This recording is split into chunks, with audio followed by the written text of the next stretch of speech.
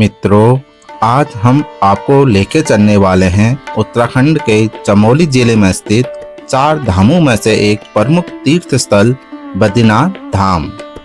बद्रीनाथ धाम की पावन यात्रा पर यह यात्रा न सिर्फ धार्मिक है बल्कि आपको हिमालय की गोद में बसे स्वर्ग जैसे प्राकृतिक दृश्य भी देखने को मिलते हैं। बद्रीनाथ मंदिर भगवान विष्णु को समर्पित है और यह पंच बद्री में से सबसे प्रमुख है। इसे आदि शंकराचार्य ने 9वीं शताब्दी में पुनः स्थापित किया। यह मंदिर अलकनंदा नदी के तट पर और समुद्र तल से लगभग 10,200 फीट की ऊंचाई पर स्थित है। जय बद्री विशाल।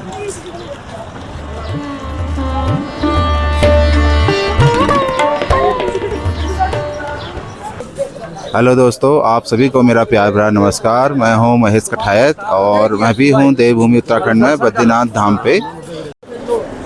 यह है बद्रीनाथ धाम और यहाँ से एंट्री के लिए दूसरा रास्ता और एग्जिट का दूसरा रास्ता है। ये है वहाँ अलकनंदा। देखिए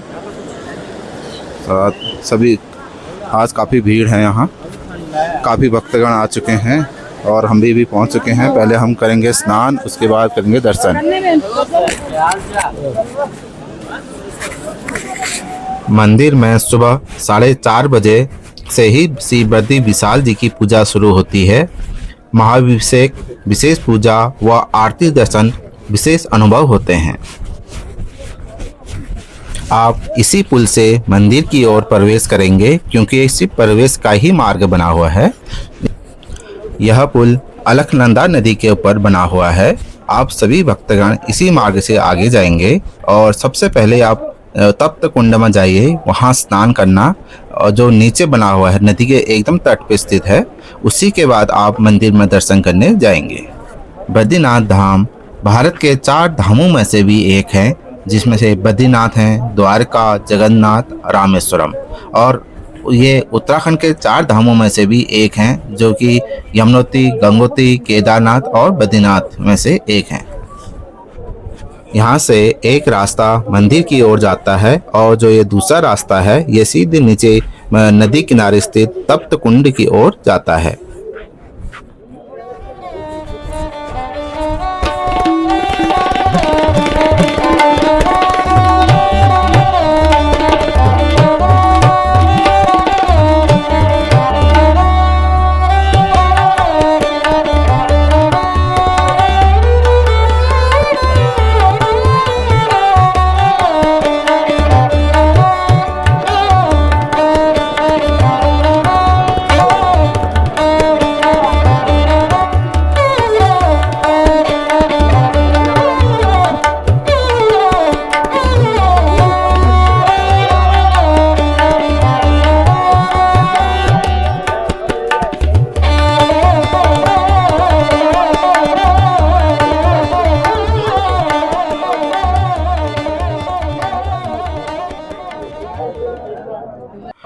ये है पहला तप्त कुंड। इसी प्रकार से आगे भी 2-3 तप्त कुंड हैं और महिलाओं के लिए अंदर बना हुआ है।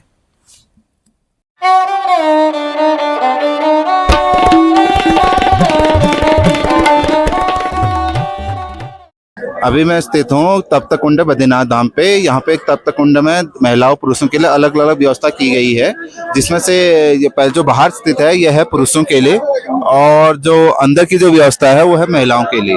अंदर ही रूम, चेंजिंग रूम भी है और अपना स्नान कीजिए। वहाँ पुरुषों का आना निषेध है, वो नहीं जाएंगे। सिर्फ महिलाओं के लिए बना हुआ है अंदर, और पुरुषों के लिए सिर्फ बाहर बना हुआ है। यहाँ महिलाएं नहीं आएंगी। और पुलिस की भी अच्छी व्यवस्था की गई है। यहाँ पुलिस व्यवस्था बहुत अच्छी है, जिसमें कोई भगदड़ नहीं है। आराम से आइए, नहाइए और मंदिर की ओर प्रस्थान कीजिएगा। जय बद्री विशाल।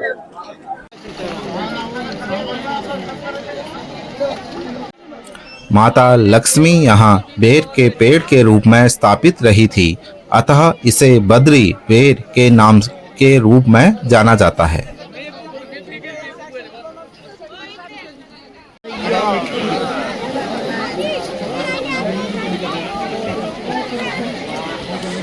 जैसे ही मेरा नंबर आया तो मैं भी कपड़े उतार के स्नान करने लगा और स्नान करने के बाद मैं भी भगवान बद्री विशाल के दर्शन कर ले चल पड़ा।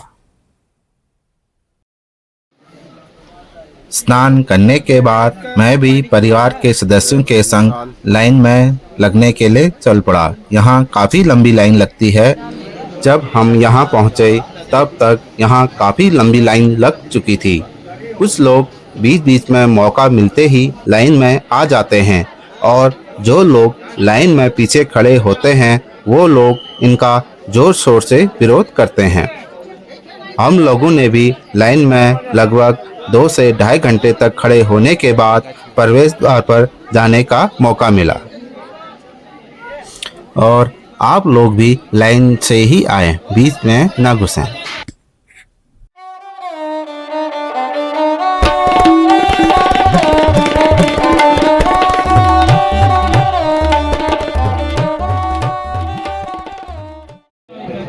जैसे ही आप प्रवेश द्वार पर पहुंचते हैं सबसे ज़्यादा दिक्कत आपको यहीं पर होगी, क्योंकि सभी लोग यहाँ पे एक दूसरे को धक्का देते हैं, कोई लाइन नहीं होती।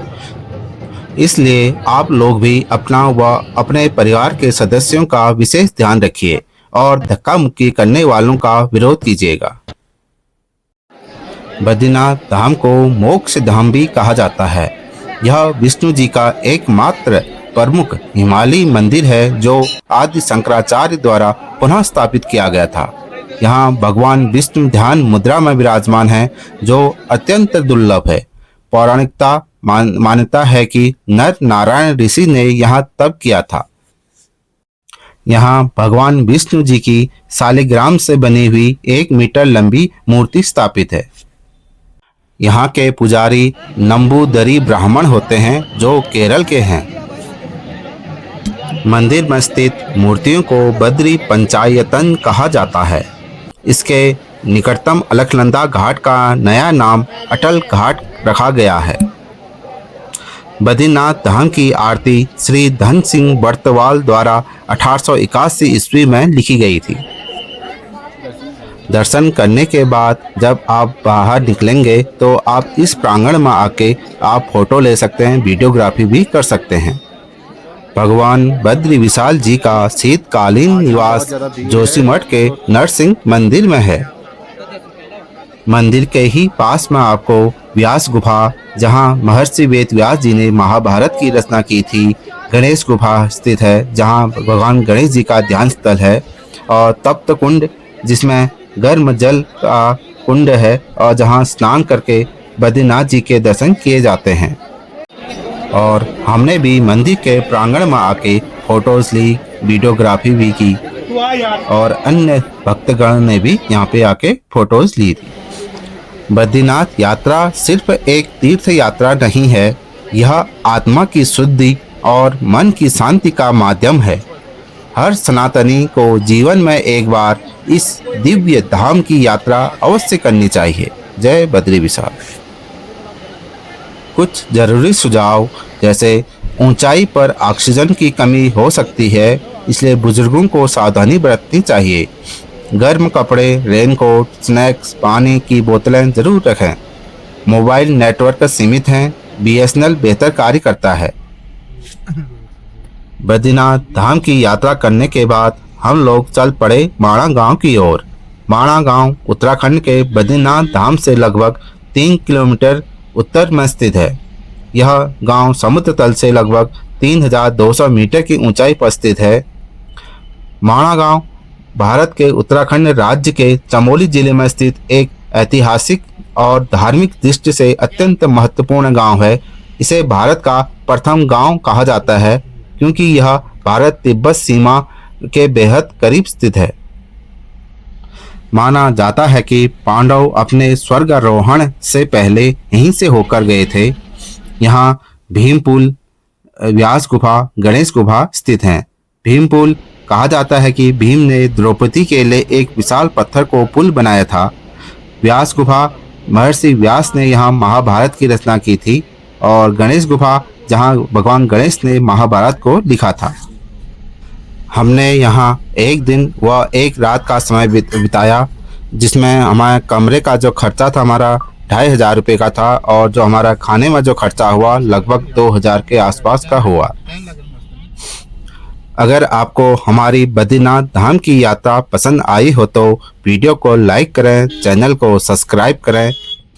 यह ब्लॉग हमारे केदारनाथ ट्रिप का अंतिम ब्लॉग है। मिलते हैं आपसे एक नई जगह नई ब्लॉग के साथ। तब तक के लिए जय बद्री विशाल।